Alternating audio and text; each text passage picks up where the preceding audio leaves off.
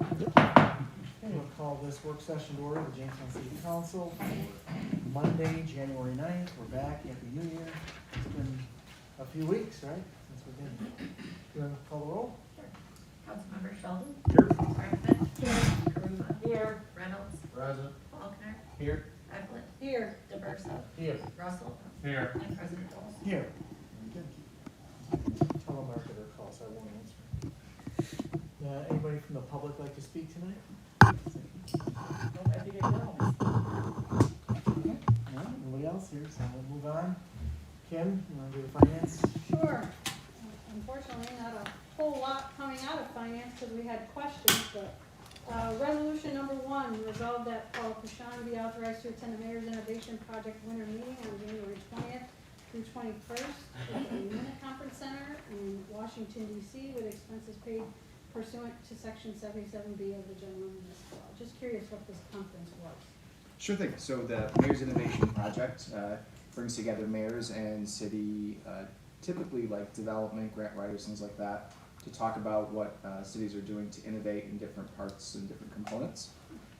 So I did actually attend this last year, and we asked Paula to join this year because they talk about a lot of really great grant programs that other cities are tapping into on a federal level, and we thought it would be beneficial for her. Okay. That was fine, we just wanted more information. Absolutely.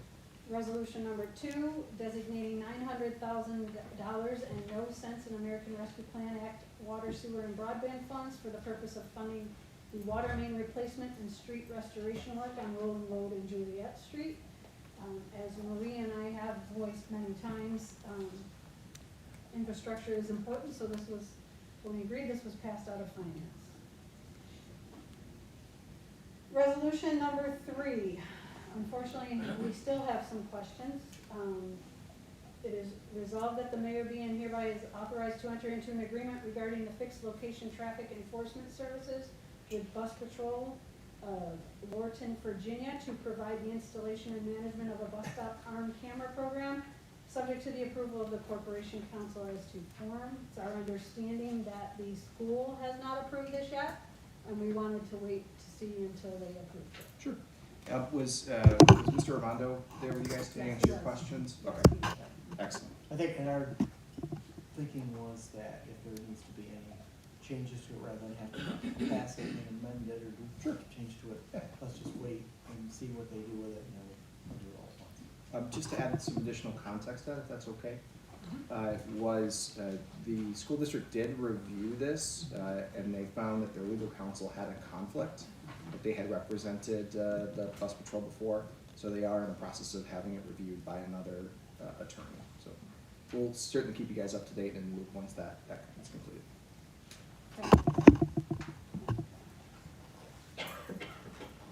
Fourth resolution was resolved that the mayor be and hereby is authorized to enter an agreement regarding fixed location traffic enforcement services with Traffic Packs of Jupiter, Florida, to provide the installation and management of a school zone speed camera demonstration program at a rate of $17 and no cents per paid notice of violation collected, subject to the approval of the Corporation Council as to form. I will try to summarize, but Mr. Raimondo has all of our questions, wherever he went. But we had questions regarding the cost of the increase, the cost of doing this. There was no cost. I know we're going to incur some costs both from the police department, perhaps, if you will, as far as overtime costs, the cost for the DPW to mark these school zones at a stop and start thing, so people are well educated on where that zone is, and as well as the liability and is in the hours. We still had questions on the hours. Is it just 8 to 4:30? Is it whenever there's a school function? Because obviously signage would have to change. Most schools now currently stay till 4:30. And then I think that was about it. Marie, I know you had other questions? Leave it to 8 to 4. 8 to 4. Yeah, no, just to 8 to 4, and just that it needs to be marked in all directions. Yep. Because I guess the cameras would be facing one direction, however, the problem is that people who are not familiar with the area and don't know it's really a school zone, you don't always know where it ends. And it's difficult because we're not talking about one access point to the school. So the camera I don't know how well they pick up or how they're aimed, but whether they can pick up more than one street. So the question is, do people know where it begins, where it ends, when it applies, that it is clarity. Because I think the issue, again, we brought up Washington Street, where the two schools in succession, they start, they stop, they start, they stop. And people who aren't familiar with the area or know the two schools are in succession, don't know where it begins and where it ends. Like, Buffalo Street. Washington School. Washington School. on Buffalo. Discussion before about how it, you know, it's a speed zone, then it's back to normal for a few hundred yards, and then it's a speed zone again. And it's just because we're looking at, if somebody wants to argue the ticket, you're gonna spend a lot of time arguing, and it's confusing, it's not well marked, it's not clear when it starts, it's not clear when it ends. And I guess my other concern was, I know there's a termination fee of $1,000 per camera, and Mr. Romano mentioned 6 cameras. So if we go into a contract for 2 years and we break that after 3 years because we have the problem Buffalo has, that's a significant cost. So I don't know if we have a trial period, if we have, for 6 months that contract, that $1,000 is invalid or what, but that's an awful lot of money. It's up to, we just did it after 2 months, it's $60,000 for that first year. Well, we discussed this in public safety too. Our biggest concern is that this is a demonstration program, so there shouldn't be any fee being paid to traffic packs, right? So $17 per paid notice violation, we're just collecting data at this point. That's just how the state law authorizes municipalities to enter into these school zone safety programs. They call it a demonstration program because they haven't passed a permanent. It's real, it's just called a demonstration. Oh, Yes. I think, Well, I thought the last no, thing in the you're- notes say we were just collecting data. Brent, you're right for both regards. So first off, the state defines the traffic camera for any municipality that ends up doing it as a demonstration program. But what we're trying to do is by signing with this company in advance, they will actually pull the data to help us get the state law that's required. So this will not really take into effect at all until the state authorizes Jamestown to have a program. It's only meant right now, if we are authorized, then the city has to do an additional home rule legislation, in particular, its own local law to authorize the hours, the locations, and the additional details. But they are offering for us, if we're willing to sign with them and get this squared away, that they will put cameras up so that we can get the data to help us with the legislature. Thank you for bringing that up, Yeah. because I actually wondered about Yeah, that myself, that I thought it was clear it was data collection, but then I saw the ticketing and I'm going, is it going to be clear? So we're paying to get the data, but we're really not at any point. We're not paying anything to begin with. This is, if we are authorized by Okay. state law, Okay. then it would kick in, but they're asking us to commit so that they'd be willing to actually put mobile ones here now to give us some of the data on how many tickets we may actually see. So if we read the resolution reads that we're No. actually paying for it. Yeah, I'd agree. I think it's not clear to me. If we're all having concerns or questions like this, then it's not clearly written, because I had the impression it was demonstration, then I saw there are fines, now you're saying, how long are we committed, or how long are they going to commit to collect data?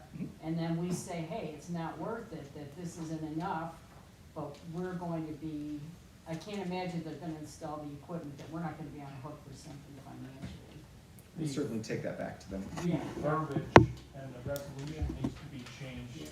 I mean, because the way it's read now, Was that- legally, Yeah. we're on the hook for $17, the way it's written now. It should be rewritten that this is just a trial period, this is information gathering only, and that there is no fee to the city. And then, once we gather that information, and it's passed by the legislature through the home run Home rule. rule, then we would, I would assume, write a new resolution with this verbiage, the way it's, the way it reads now. We're happy to take that back, although I will say, if it was really called home run legislation, it'd be a lot more fun. But actually, that company would agree to that. If there's no obligation on our part to sign with them, if we decide it's not worth it, what's our financial cost? Because there's gotta be something. I can't imagine any company would go to the trouble of the installation, the cameras and all of that for whatever time period, and then you say, hey, we don't want it. Come get your stuff. So just to be clear, it is a temporary camera that they put up, like, almost like what they use for like the speed trailers that we have. Okay, but how So, long, I mean, how long Yeah, would the that's- demonstration be? I guess, is it a month? yeah, Is the it 3 data months? gathering program that's to be determined. Okay, well, then. We'll take it back before you guys I do think anything we're and try to not get some more. clear. I think there's enough questions. It's not ready yet. We appreciate all the feedback from you guys, thank you. That was it for resolutions. We did have a couple things under informational and reporting. First informational report came from Lisa. We had asked for age exemption information. And what that is that Jamestown is currently at the total household income, including non-taxable, has to be less than $19,000, where the Jamestown City and Jamestown Public Schools, and $22,000 for the county. I had asked her, while all of us are not opposed to seeing a change, I asked for some financial information from her, looking at it at a step, whether it was 19 to 20 to 21 to 22, the cost impact on the taxes, so we're all aware of that before we vote on that. So she's going to prepare that information and bring it to us probably at the next meeting. Great. I Okay? think Councilman Faulkner had asked about this, and the prior law that we did, that the city council did pass, did have a step in between years. Yeah, it was stopped in 2012, and I specifically remember, as do probably some other council members, the reason we stopped it was the financial impact was becoming very significant on the tax roll, so. It's the beauty of an aging population, but certainly something we should revisit. And I think we also, how many people would be affected by it? Right. Because it's actually the social security COLAs that are really affecting these individuals. And just so everyone's aware, this would be based on 2021 income, not 2022. And I know there's a significant jump for some people this year with social security as well, so. The other item we had was the salary review commission findings. I think Mr. Ramondo it wasn't in our packet, so I asked him to get some copies for us to review that. As you recall, that was brought forward from the commission. The range of the totals was 80 to 90 for the mayor, 9,000 for the council president, and increasing city council members 7,500 to 7,500. So we really didn't get into that too much as far as finance, because we ran out of time and figured it would be best to discuss as an entire council anyway. So I don't know what anyone's thoughts. If anyone wants to speak on that, now's your chance. I think I had suggested, when they put this together, particularly for the mayor salary, they didn't get an exact salary, they put a range in there, so it gives us some wiggle room, anywhere from 80 to 90. And then, of course, as far as the council increases, those could be adjusted to anything we feel comfortable with. If you don't want to take that all the way to where they put it, you could readjust it down to say 8,000 and 7,000 or 6,500 or whatever. And I know Kim had mentioned looking at the total cost per year with those increases. So if you want to look at, if you went a full amount there, say 80 to 85,000, you're looking at over like $30,000 total per year as a budget impact increase. So it kind of gives you an idea of where you want to be in terms of, if you want to increase them at all, how much will it cost per year in the budget? And was everybody's comfort level with that? So that's kind of a kickoff point. that, you know, I would suggest that, I don't know if you thought about it, this was given to us, at the last work session, you know, they presented it, handed it to us, now we had time to digest it, think about it, so. I don't know if there's anybody that doesn't. Just want to note for the record that the mayor's salary was increased to $72,000 in 2008 after it was reduced prior, in the late 1990s to 70,000. So for some clarity on that. And the council salary has not been updated or increased since 1984. It's 38, 39 now. It's older than Eddie. I don't know what anybody wants, if anybody wants to discuss it here, if anybody wants to run some numbers through me to have finance prepared for next week, I can certainly do that through the council. What's your pleasure, I guess? Has it had significant time for the public to take a look at this yet? You haven't published anything, have we?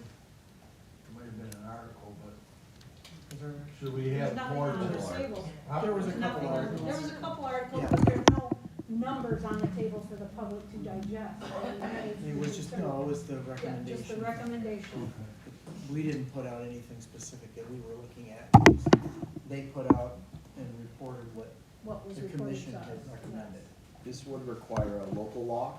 Right. So as part of it, we have to have that available at a public hearing, if you guys pass it, and so there would be still public comment involved with that. Since it's a charter change, that requires a local law. Delay it on the table for 30 days, go through that process as well.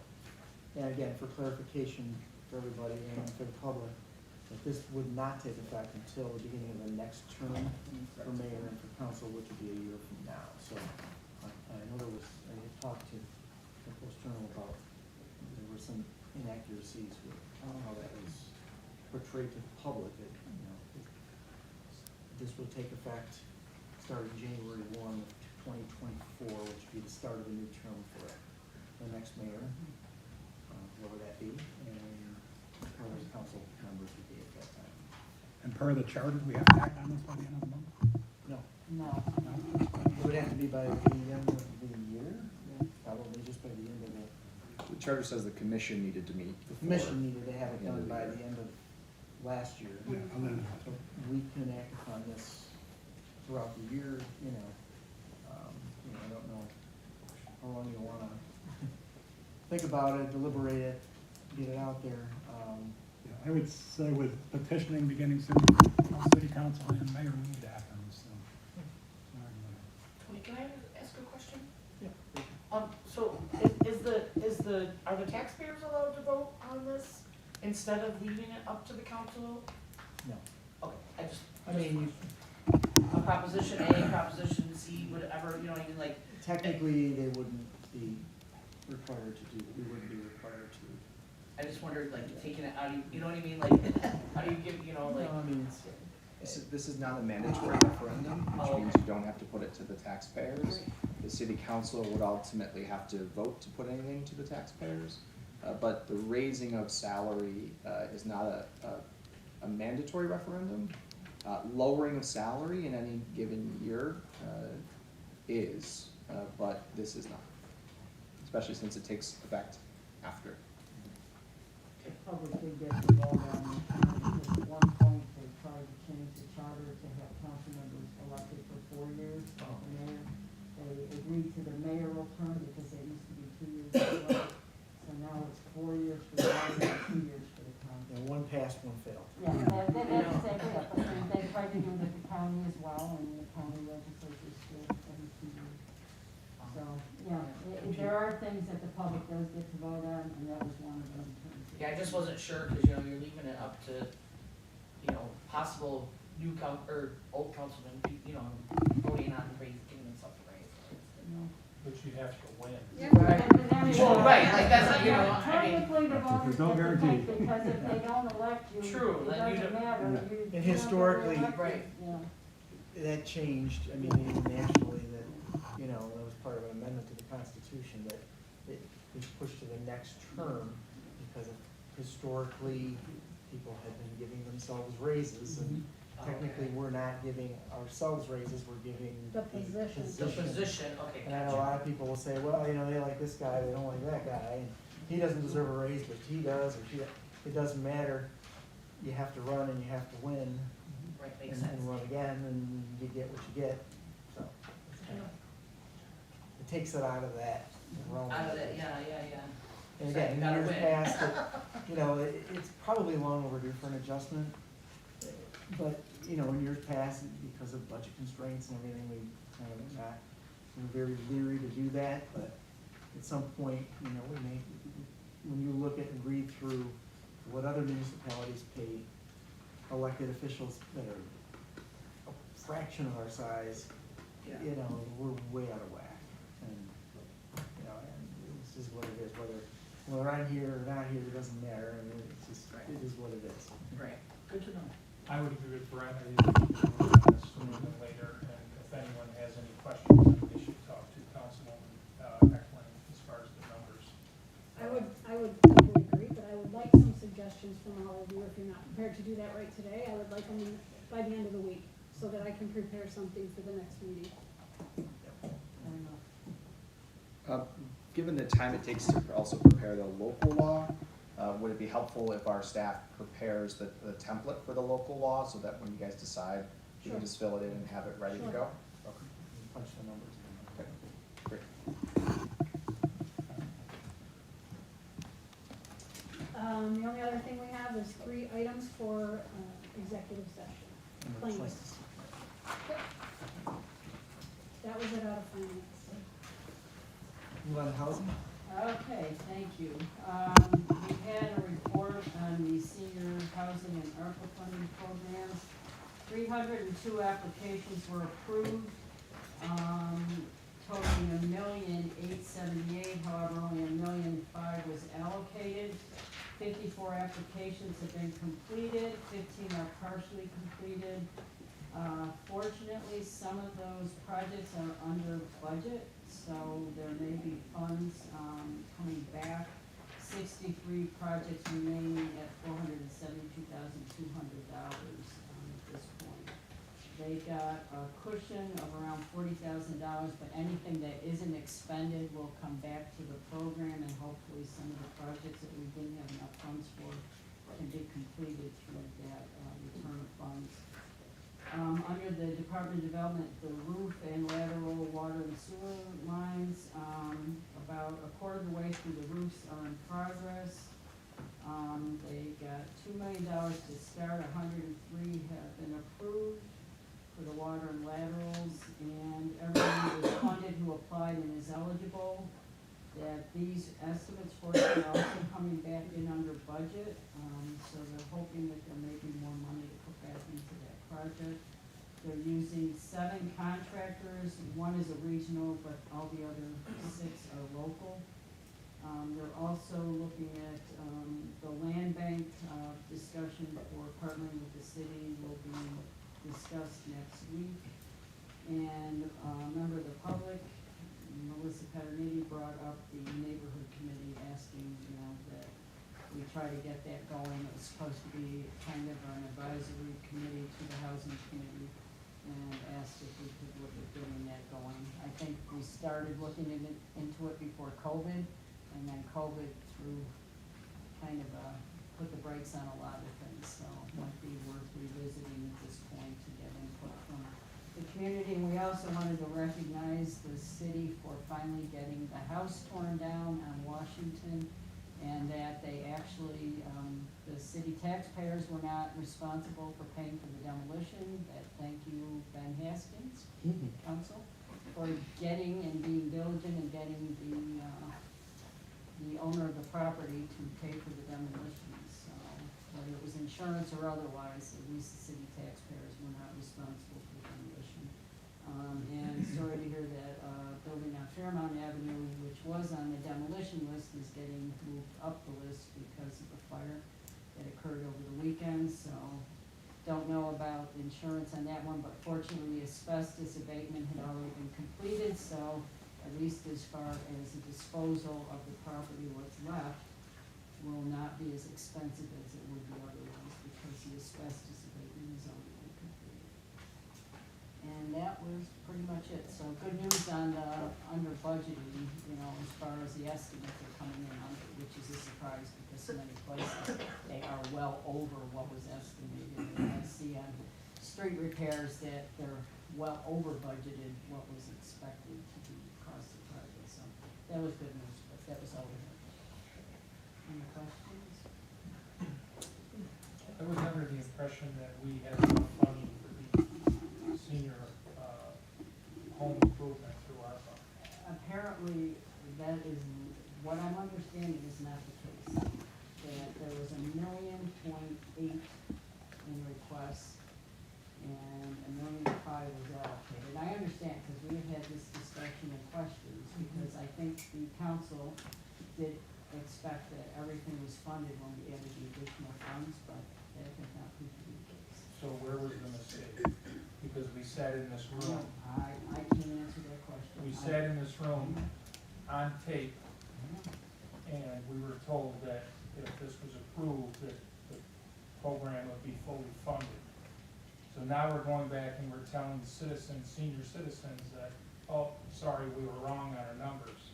So I guess I'm asking, where were we wrong, and who was wrong on these numbers? Because we're gonna sit here now, we're all gonna have egg on our face to the people that we're representing. I know, I wish I could answer, but I don't know. Does anyone have an answer on what was wrong with those numbers? Where did we go wrong on that? I can certainly try to provide you an answer for it. We had mentioned that there was 1.8 million in total requests. Our recommendation was to allocate another 500,000 plus take the 500,000 from the other program, and then you ultimately said no, we wanted to keep the other program at 500,000, the tax rebate program. So only 1.5 was allocated out of 1.8 million that was I required. thought we added 500,000. So believe so. my understanding was that, unless I'm missing something, and my communication was, and I remember specifically, you and Lisa both said, that if we give that program another $1 million, it would be funded in whole, which we did last voting, well, 1 or 2 voting sessions ago. We took some from, or whatever the number was, I don't remember, but that specific statement was that it would be made whole if we did those 2 things. And this council recommended to leave the 500,000 in that one program so that everybody had a chance with ARPA funding, and to take some from the 19A, and then also take another fund from ARPA, which is what we did and what we voted on, with the understanding that it would be whole. So I guess I'm really at a disconnect as well, but I had gotten cornered about that from someone based on some comments, and my email from Lisa states that there are still 63 projects left unfunded. So even though you're telling him it's 300,000, 63 projects is not 300,000. So I got a whole conglomerate of numbers that will make sense. We will go back to the resolutions and look to ensure that everything is allocated. The conversation took place on October 3rd in the work session. If anybody wants to go back and watch the tape on how it was presented. The question, I remember asking the question and getting the answer that the ones who were not going to be funded were ones that were never eligible in the Right. first place. That Because I was, specifically asked a question that would then cover the ones that had Would be gotten approved. that kind of middle letter that said, you qualified, but there isn't enough funds, correct? yes, that was my understanding. Right. So if it was a misunderstanding or miscommunication, that's what happened, but I don't know where that came from. Well, we My- got a spreadsheet, and even on that spreadsheet, the one that we got, I didn't believe it was in that sugar. At the bottom, there was remaining, and they were still to be funded. They did not say ineligible. Denied. I mean, there's a special section with projects that were not approved, and like you, I understood it that if they were not approved, they were not approved regardless of whether we gave them $6 million more. They were not approved for a reason. It was the income Maybe make- eligibility, because they had to be within a certain number for the income guidelines. And if they weren't, there was nothing that anybody could do to make them eligible on the income. I will meet with Lisa tomorrow, and we'll go through it all and confirm for you guys, so expect an email on Wednesday, trying to get an answer for you, okay? Thank you for bringing that up. Move on to public safety, Brent? We had two of the resolutions, finance, first was and bus stop on camera programs. We approved that, however, we were not aware the school hadn't approved it, so. Coming back in that. And I talked about the traffic packs and our concern about the demonstration program, charging at $17. Cameras out.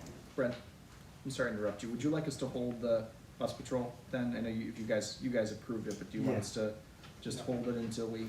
Get word from the school, but they have a problem. Okay, great. Thank you for the clarification. Under information reports, we approved 911 towing rate card for TCP towing, DLS/T/LLC, David Shutters, Adams Towing Service, LLC, Johnson Family Towing, the Motors, and Victory Auto. We had a taxi rate card that we had approved electronically for Rainbow Cab last month. And we approved the special event application for the coldest night of the year, 2023 walk to be held on Saturday, February 23rd, 2023, from 3 to 8 p.m. It's gonna be 80 degrees, I think. Yeah, that's our only question, how do they know that's gonna be the coldest night? It sounds like it will be. And we did talk briefly about the Citizens Police Academy, which will be starting on January 25th. We have over 60 applicants for that, and 15 citizens were approved. It's a 15-week course. We held on Wednesdays from 6 to 9 p.m. We appreciate all the interest in that program. And that's all we have. All right, we'll move on to Public Works. Randy? Thank you, Mr. President. We talked to, Missy Paterniti, spoke with us about, the memorial for Miss, Coogan there. Hogan? Coogan? Okay. About, the proper channels that, she has to go through, with her quest of, for a picnic table and or, a bench. And, so Missy is making her way through, the proper channels for that. We discussed that. Another thing was, Mr. Lehman has said that they have hired somebody seasonal for the sidewalk plows. And the sidewalk plows have been out doing a couple practice runs. The two plows that were spoken for that, partnership with the, school system are not in yet. They're, gonna be in, hopefully at the end of this month. But, they are still looking for somebody else seasonal. Not getting a lot of applicants at this point. So that was discussed there. I will say with lack of snow, it's been a very successful program. Yeah, right, that's where we lucked out with the snow so far. And those bombardiers will be here on June 1st.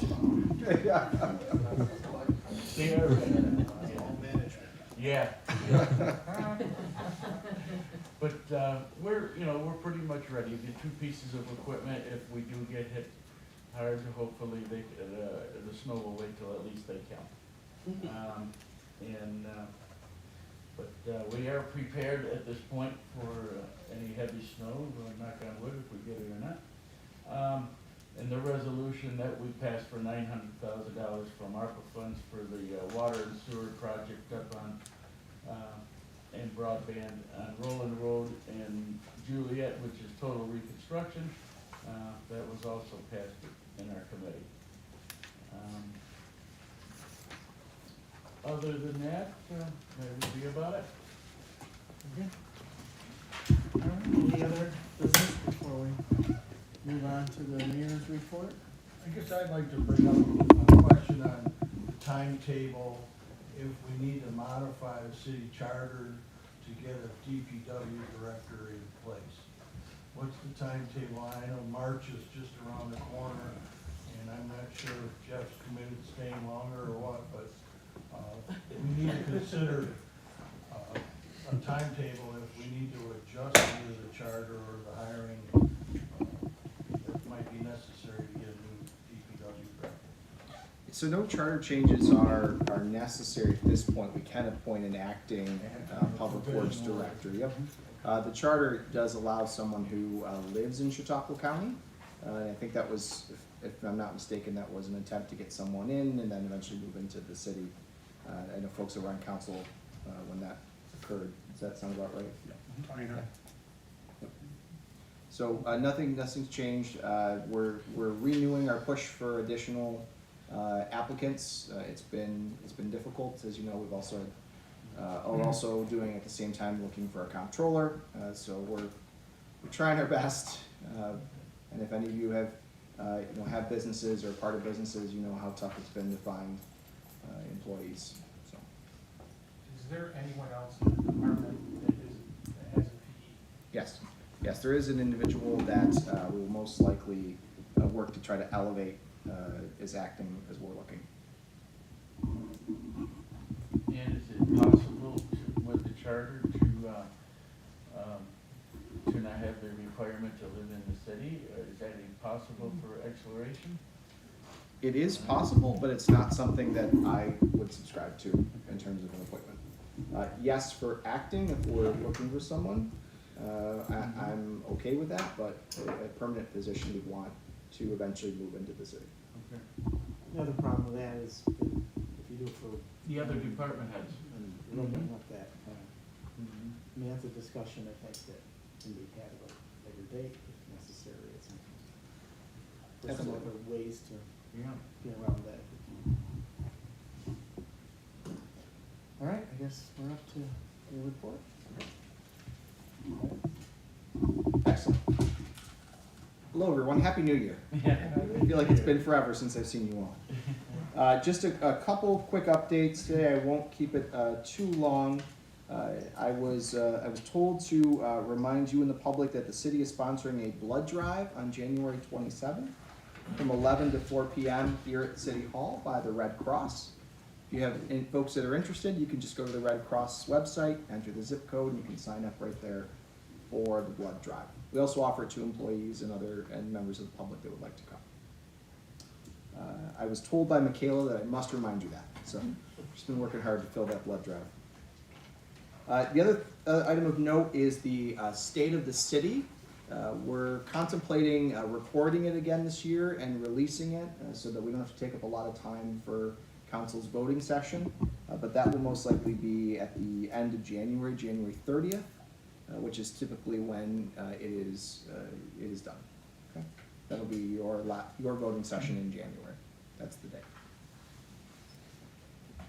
The other item that I wanted to note, just an event. You all received a message from me about Martin Luther King Day, which should be Martin Luther King Day celebration. It'll be at Emmanuel Baptist Church, January 15th, 4 p.m. Just as a reminder for that, everyone is welcome and encouraged to come. The other item of note is that you probably should have received an email from office, NICOM will be meeting for lobbying days in Albany in February, the first weekend in February. So if anyone would like to come and join from the council, please let me know, or you can let Michaela from my office know. It's usually a good time where we get to see our legislators in action and to talk about some of the things that we want to see done. In the same vein, you probably all received, or should have received in your packet today, NICOM's 2023 legislative booklet. Michaela did email it out, I think, but if you didn't receive it, we'll make sure you get a copy. I thought, put it in there. Okay, we'll make sure you get it. But I'm going to just briefly go through it, and we'll make sure you have copies of them if they weren't emailed out already. But the NICOM has just a couple ones that I would like to note that in particular are important to Jamestown and things that we're pushing starting the next legislative session. The first one is state aid per capita.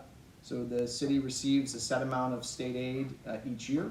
That has not changed in 14 years.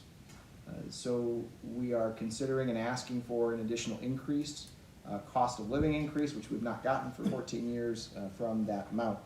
We receive a little over $4 million for that here in the city of Jamestown that goes towards our budget. The other item of note, something that came up while we were working in our various committees with NICOM, is creating a program for water and sewer.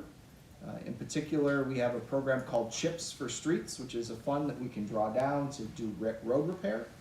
That we're advocating for a similar program for water and sewer lines in cities, so that we have a dedicated fund. We aren't constantly having to go to the state, ask for a designation of money, or get some type of mix of loans, grants, and other things to deal with water and sewer in the city. Another item of note is NICOM is looking for civil service reform, making some changes to civil service that would broaden the scope. Every municipality is having trouble with civil service and hiring. Some of the recommendations would be to increase the increase the number of applicants that you can pick from instead of the top 3, the top 5. Broaden the categories that could be taken from for classifications and others. And there's a big push this year for public safety considerations on bail. So obviously you all know that is a big concern, not only in our community, but in many communities, that there is no public safety concern, or as some call it, a dangerousness test, or additional needs. So that is one of the things that NICOM is also pushing. They've agreed that they'd like to expand that a little bit more. And it is something that the governor has also mentioned that she's open to making some reforms to the bail reform law that would make it a bit easier and better for communities and cities, especially when you have a lot of repeat offenders like Jamestown has seen in various cases. There's a bunch of other things in here. When you get the legislative booklet, go ahead and take a look at it, see what other things you're interested in, and we will be pushing for those as we go and lobby that first week of February. Any questions on that? The last item to note, and I'm just giving you all a heads up, we're in the process of putting it together, is that there are going to be various repairs and projects that we are probably going to need to put together a bond for. Some of the last bonding that we did not take it all. So for example, different components to our central garage. We now have needs for repairs on the roof at City Hall, some other necessary items. We'll be working with our departments to put together a comprehensive bond package for you all. And it's not going to be immediate. It will probably be within the next month or two, but I just wanted to give you all a heads up that there's some bigger cost outs that are out there that we want to try to take care of through a potential bond. And I just have a couple items for executive session.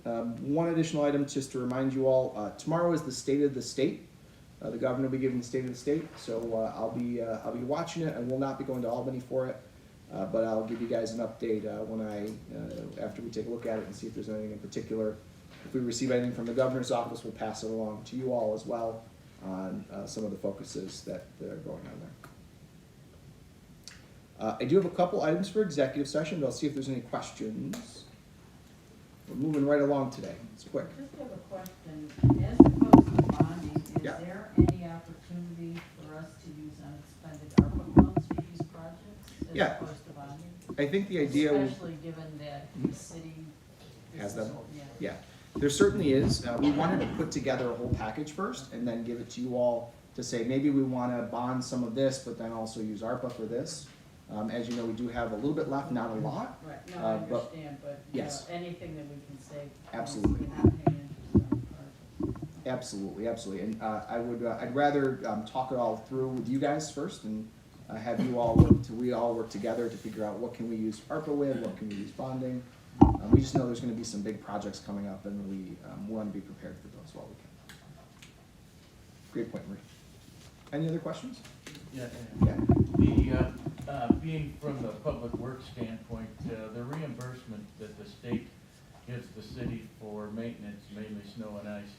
It's been quite a long time, since they have, upped their, reimbursement rate for the Yep. city. Is there any way through NICOM or any other way that they can be allowed before?